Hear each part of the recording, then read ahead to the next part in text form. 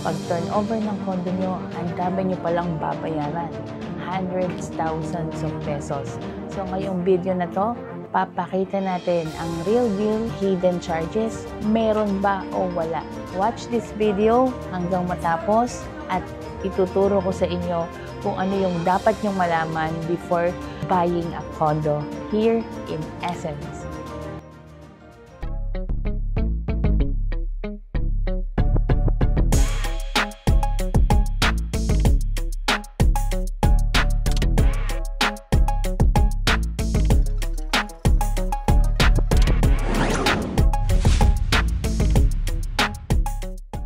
Ngayon, papakita ko sa inyo yung mga actual computation na pinapakita ko sa mga client ko pag nasa inquiry stage pa lang sila. Ayan, so ito. Ipapakita ko sa inyo yung actual computation. So, sa actual computation na to, dito natin malalaman kung may hidden charges o wala. Okay? So, sa computation na to, naka-assign din ako dyan, pinipirmahan ko yan. Tapos sinesend ko po sa mga nag-i-inquire at sa mga interesadong mga buyer. For example, for Light 2 residences. Ayan. So, for Light 2 residences, so this computation is for the July 2025. So, dyan ko po nilalagay yung location, yung floor area, tapos yung unit, tapos anong view. Ayan.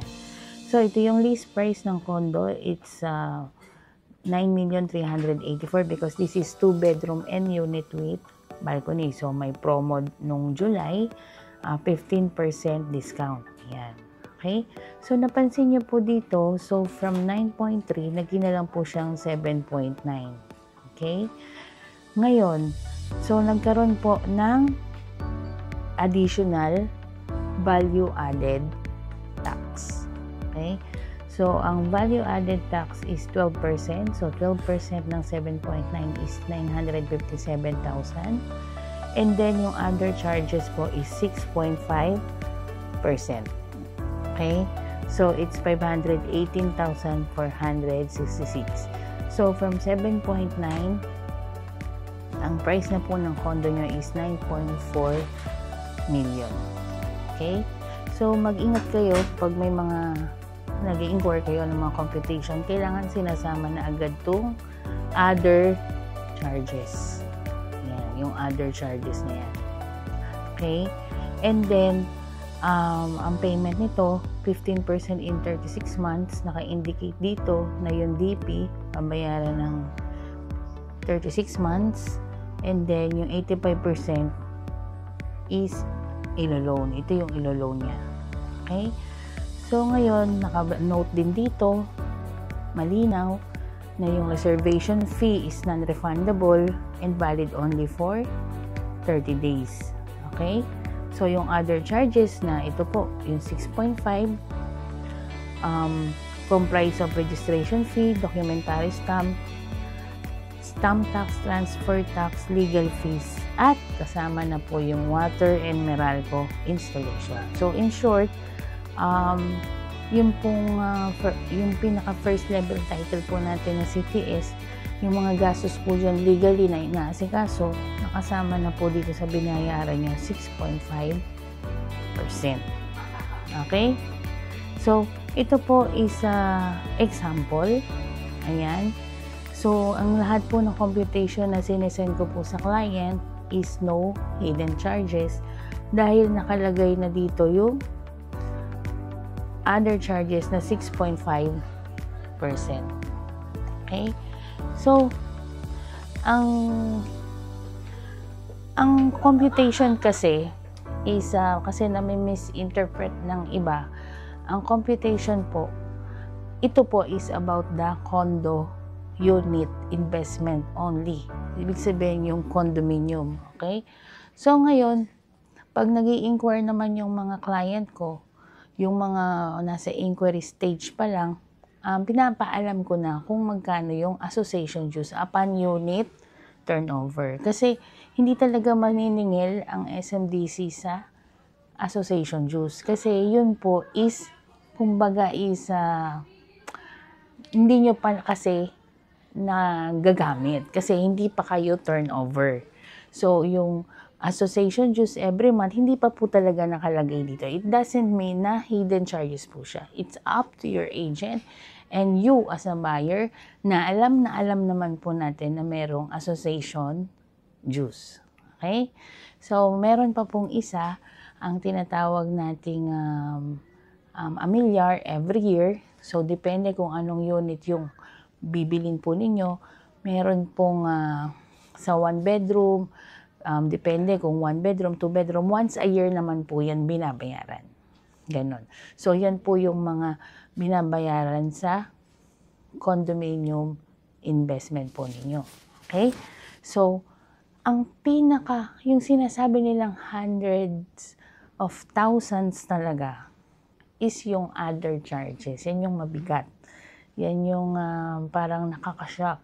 Pagka turnover, ito mabayaran nyo 6.5% ng condo nyo. Which is, ito nga 518,000. Pero dito, sa sinesend ko pong computation, naka-indicate na po siya. Okay? So, first, other charges, and then yung association dues, talagang wala pa yan sa ipe-present ko. Kasi, yun po is pag nasa upon unit turnover, binabayad po yan, hindi sa SMDC, sa property admin. Kasi sila po yung nagme-maintain ng condo, security, cleanliness, yung housekeeping, maintenance, and other services. Kaya, hindi pa talaga masahal kasi itong commutation na to tungkol sa condominium. Okay? So, yung tax naman kahit mapa house and lot, mapa condo, lahat po ng property kailangan magbayad ng tax every year. Okay? So, as a summary ng video na to, sa pagbili nyo ng condominium, ang pinaka-importante na dapat naka-indicate, kasi yun talaga yung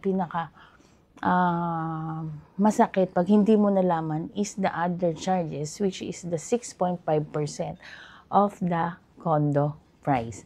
Yung association dues, alam na natin kasama, upon unit turnover, and then the once a year payment na once a year payment lang, hindi naman siya abutin ng hundreds of thousands. Okay? So, yan po yung mga lahat ng binabayaran sa condominium. Number 1, VAT, of course, value added tax, and then yung other charges para wala na kayong problemahin sa titulo, sa mga hassle na yan. SMDC na po mag-aasikaso, 6.5%. Okay? Pero next month po, start na po magiging 8.5%. Okay? Itong August. Okay? Pero ito kasing computation na to is sa July. Okay? So, ano pa? Yung association dues at yung amilyar. Okay? So, yan lang po talaga yung binabayaran. Okay? So, as a summary, no hidden charges, at talaga namang pinapakita lahat ng babayaran for the condominium. Okay? So, if you have more questions and concerns, you can just message me in my Facebook and to my WhatsApp and Viber dito sa number na to. Tapos sa Facebook page ko, Grace the Realtor, and sa Facebook Messenger ko din po na personal profile ko po sa Facebook, it's Grace V. De Los Santos. I hope naiintindihan niyo po tong video na to, at you can just subscribe to my YouTube channel and share it with your friends sa mga first timer na gustong bumili ng investment here in SMDC. So, thank you po for watching.